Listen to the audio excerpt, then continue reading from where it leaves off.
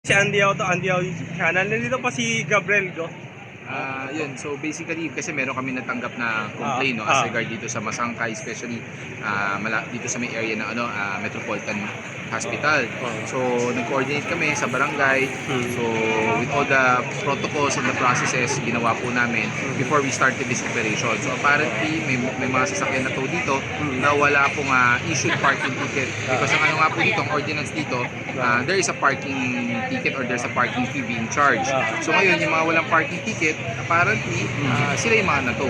Tapos yung mga kalat sa bangketa, sa sidewalk, yung mga stalls na nasa kalsada na, inalis po natin kasama po ang DPS and the DRRMO ng Manila. Yung napansin ko po doon sa may kontintigan, nakuha po yung parang pinaka-barrier po. Kasi ang mga barriers, anything that obstructs the sidewalk, the street, bawal po yan. Kasi unang-una, syempre ang kalsada is mobility ng mga sasakyan, then ang bangketa naman or the sidewalk is for the safe passage ng mga tao. Eh, alam naman natin how busy the street here in Masangkay.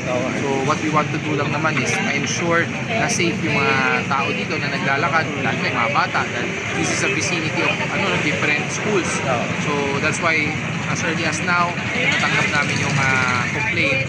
We coordinated and we started the operation na rin. But we will do follow-up operations dito. Yung mga na to, wala po yung mga may-ari ng sakyan. Wala pong may-ari, wala rin pong parking ticket. That's why natupo sila. Eh yung iba po dito na may parking ticket naman to. Well, yan, ino-honor namin kasi meron kasi ordinance na may pay parking dito sa kahabaan ng Masangkay. Yun din po ang advice ng barangay. So, with the benefit of a doubt, since total nag-coordinate kami sa kanila, that's what they stated to us. So, syempre, nirespeto naman namin yun. Yeah, nice. Nice to meet you, sir po. Thank you. Andy Auto YouTube channel pa, Yes, sir. makapanad nyo po sa TV. Thank you. Sige. Dahil si Andy Auto Bike.